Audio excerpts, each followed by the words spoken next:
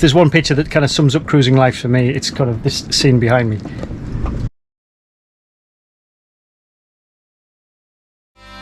You and me, we're family. The bond that we share is as deep as the sea. No matter how rough things may come to be, you and me, we're family. Sing ho, hey, along for the ride. Ho, hey, I'll stay by your side. Ho. So we've just left our little harbour on the east side of Green Island. Now we're heading over to the west side of Green Island. You have to go round it because of the reef that's completely in the middle of it all. And you can see the line of reef, so we're just going around the outside. We just had bread delivery. I don't know how far the guy paddles, but it must be at least from the mainland, so it must be, I don't know, 2 or 3 miles. And he paddles his canoe with these small loaves of bread. It's an incredible enterprise. I mean, there's 1, 2, 3, 4, 5, 6, 7 boats around here, so we can't earn that much from doing it, but it's very handy. Rowan is having a great time with the teenagers. I mean, she's really loved having so many teenagers around, and this morning I got up at 7 o'clock and there's already a note on the nav table saying that she's gone off paddleboarding, so she's gone off to explore an island. And yesterday she was out snorkeling with them and saw a couple of sharks as well, and it hasn't fazed her at all. She really likes being out on the water. I think we're going to hang around for another day. We've got a slight little bit of internet access, so we're just going to make use of that before we head off to the islands further offshore, where we know where we'll be a bit isolated.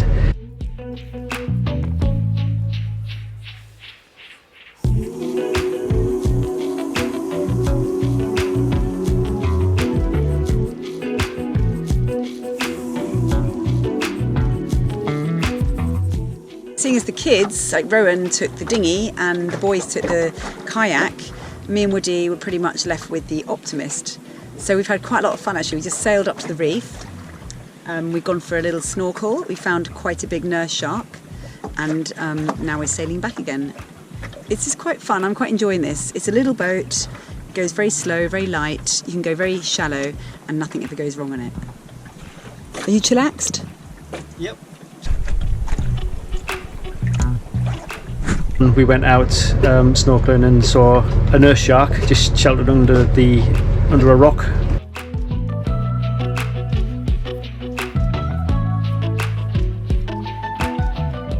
Yeah, there's some fantastic reefs around here. There's quite a steep fall off and then very shallow reefs, so it's great for the wildlife. We headed to Coco Bandero Keys, known as the most beautiful place in the Sandblast. Well, I think, personally, it is.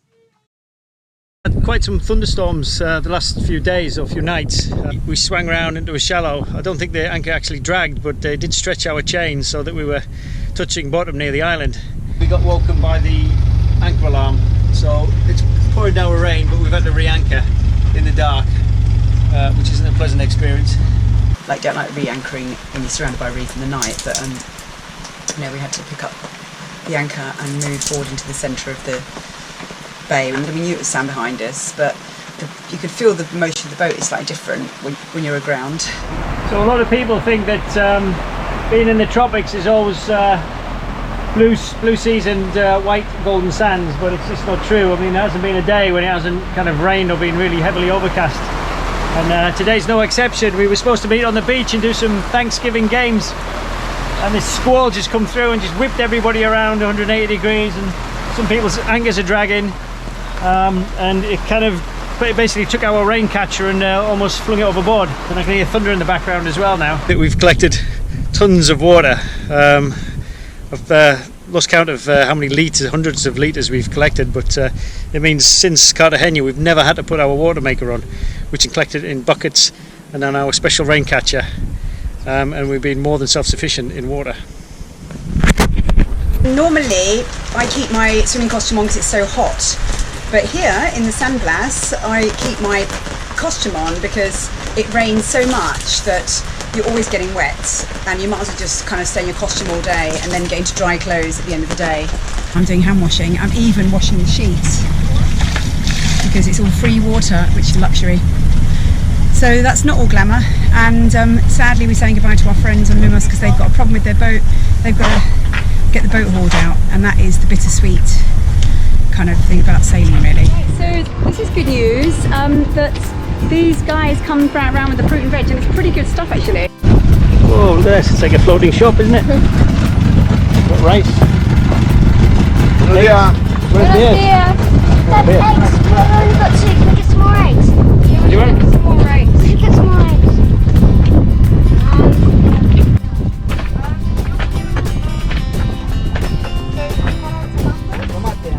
¿Cuántos libras? 2, 3. $3 el kilo. Let's put this in there. Yeah, soak it in the water.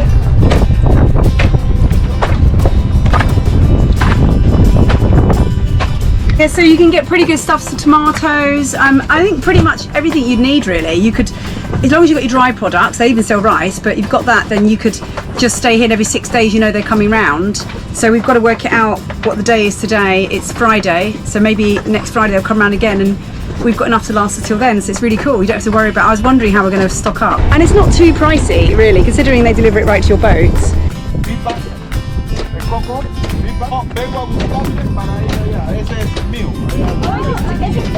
Normally you're not allowed to get coconuts, like it's not allowed because it's like their currency. It turns out that this guy actually owns the island, and he said that it's not a problem to go over there and get as many coconuts as we want.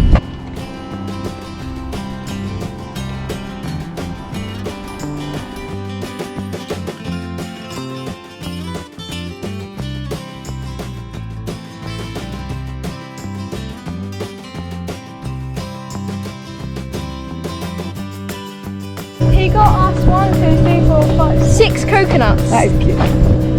They're the proper ones. We should start opening them now. Gracias. Sí, gracias.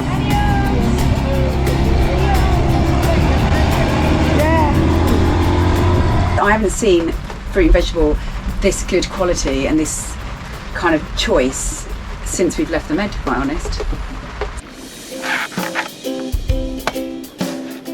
So it's worth saying that we had permission to do this. In the sandblast, you're not allowed to take coconuts off the trees because they're actually Canada's currency, and each coconut is owned by a certain person, but the person who actually owns this island gave us special permission. In fact, he got this coconut for us, and so this is my first attempt. I've watched them do it loads of times, but I've never actually done it myself. And apparently coconuts are worth about 40 cents export. So we've got a very definite exchange rate. Right, it's got a big husk on this one. About halfway through and it still hasn't found the middle yet. I think you use more energy up cutting one of these open than you do actually from eating it. It's a good job that we're not kind of on this desert island trying to survive. It's all good there, Woody.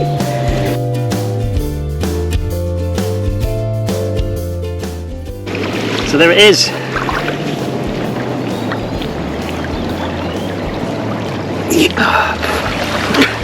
Just drop a rum and that'll be perfect. You try it.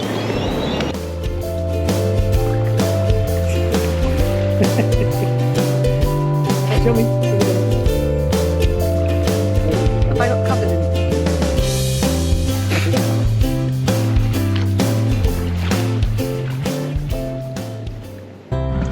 Me, Darry and our friends went to the beach and took the coconuts with us to open.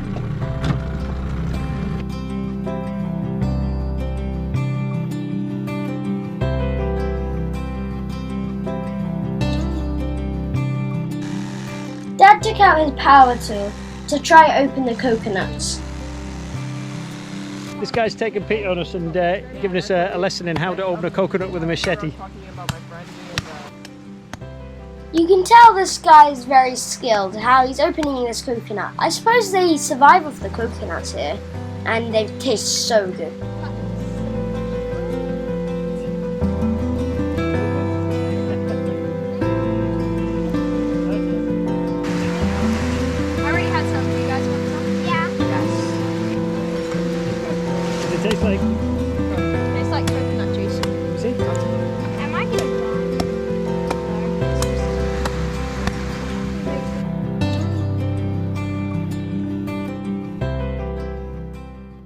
one of the solar panels wasn't actually producing any power, and we found this out by covering each one up individually and discovering which one actually wasn't doing anything. I suspected it wasn't because we had the sun high in the sky and it was only producing probably about 50% of the power it should have been. And further investigation, I took the connectors apart. When I took it out, the pin just basically crumbled to nothing.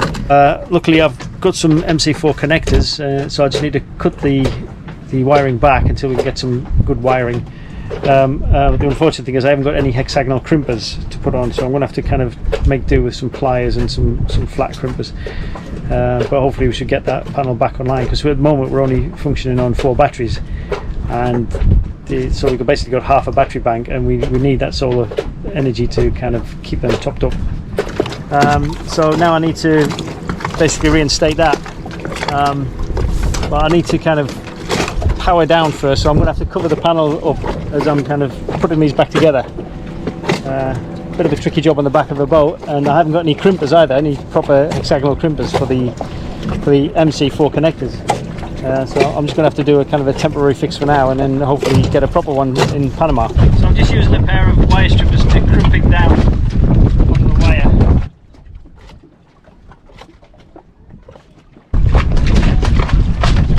We've got a potential of 740 watts coming off these panels, but it's a bit of an overcast day today, so I don't expect to get full power, but it's significantly increased by about a third of what we got, so obviously the panel is now working.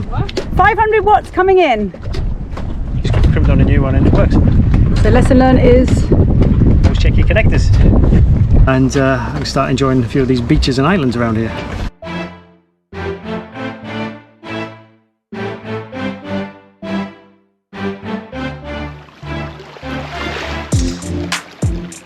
If you do want to know how we put the solar together, I did a whole video on the installation about 2 years ago back in Spain, so you can see how we actually calculated how much we needed and what we needed to do and where we ordered the stuff from. Thought we'd get a bit of exercise and pad for this little shoal here, which is about a little less than a mile away from the boat. It's very unusual. Some very big tree trunks have washed up here.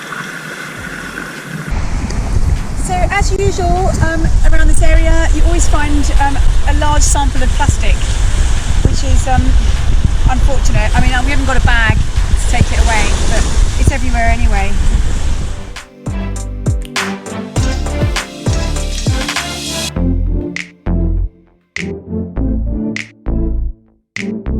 Well, we did get some snorkeling in yesterday, which was really cool. Some of the guys went out spearfishing on the reef and saw a huge bull shark apparently.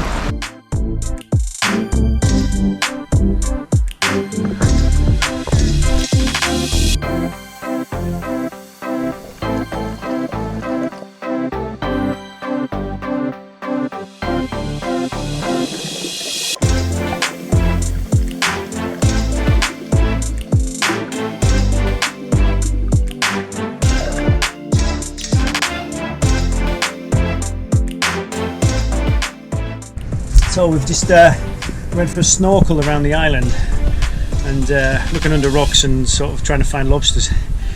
And then just as we were going off the fall off, these two massive, I don't know, reef sharks or nurse sharks sort of came out of the gloom, and really freaked me out actually, because I looked up and I saw a rinker kind of just swimming along like a scene out of Jaws.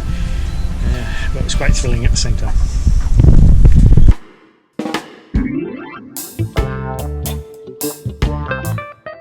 Okay, so the guys from the local islands, they canoed across and they want their phones charged up and their battery packs. The poor guys was absolutely tipping down with rain out there.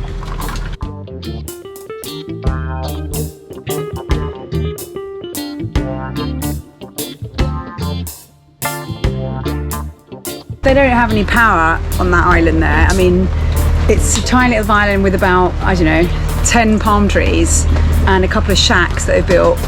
And these guys, they come over every day with their phones and battery packs to any boats that are in this anchorage and get them charged up. If we're not here, then I guess they just don't have, they're not online, which is, you know, obviously not a major problem because they don't have to kind of maybe do so much online, but it's just unbelievable.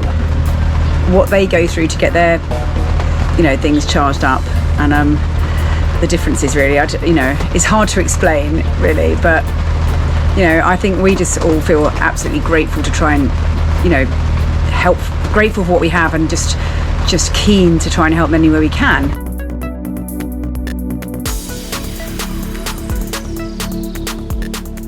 So this was Coco Banderos.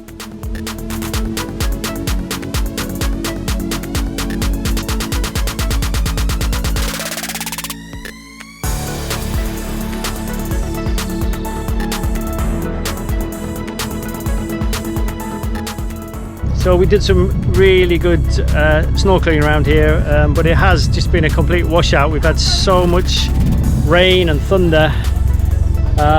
It's been about 50% rain, I think. But you know, the snorkeling was good. We saw some sharks. We did some spear fishing, although I didn't catch anything. We did watch some of the other guys who are a bit more experienced catch a few things. The kids have had a really good time just going to the beach.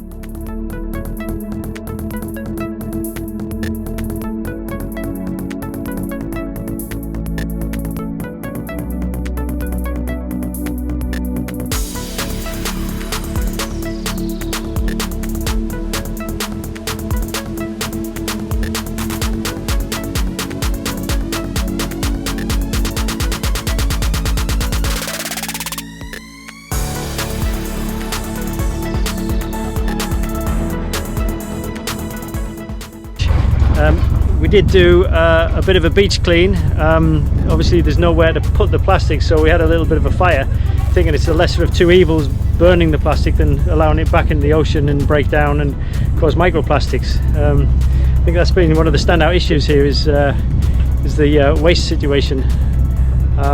But it is beautiful, it's absolutely stunning. And these islands here are uninhabited, or the ones on to our starboard side. The one over there seems to have a very small community of fishermen that head out every day, and they have been across a few times to charge the phones and ask us if we want to buy some lobster or fish. We're going to head back to Nagano. The fleet is splitting up now temporarily, because one of the guys has got an interview, a Zoom interview back at home, and needs a stronger Wi-Fi signal.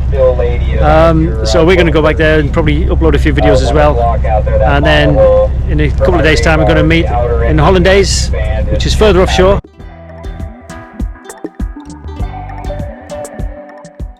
There's a lot of swell that's come in. I can only think it's just, you know, it's built up from out there because the weather's very unstable at the moment, and it's rocking our boat all over the place. Looks like it might be a couple more boats. We've got buckets full of water that are kind of sloshing about.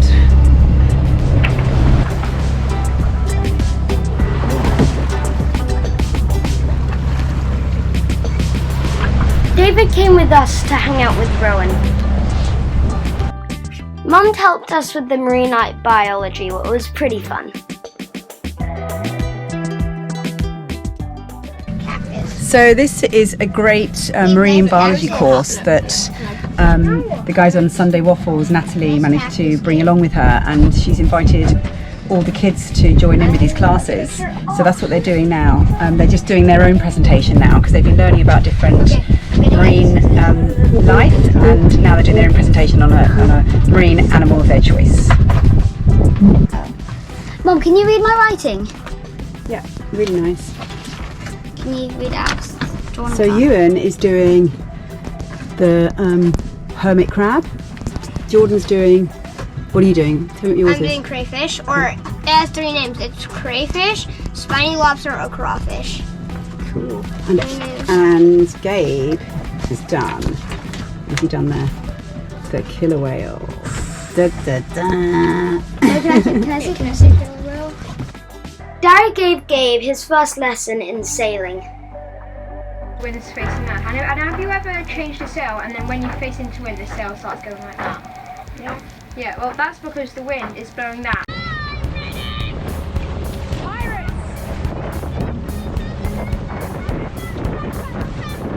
Yeah, these boys, our boys and their friends on the Aloha are just having a little bit of fun on the Optimist, just mucking about. Yeah, you're not supposed to have four on an Optimist, and they're all supposed to have buoyancy aids, but you know, they're just mucking about, and I'm really close by on the safety rib, so you know, it's not a kind of training centre, it's just a bit of a muck about on their little sailing boat.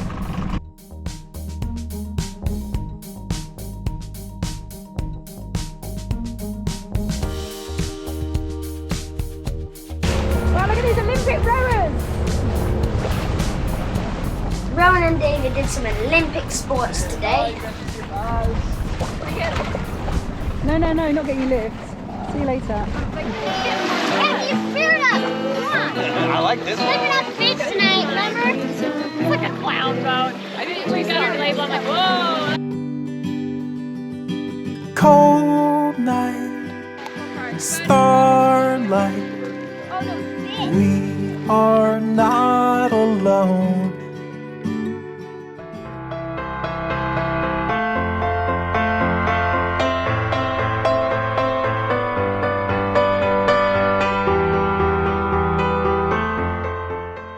Watch in the next episode when we're on the way to Swimming Pool Bay when we get caught in a swirling storm.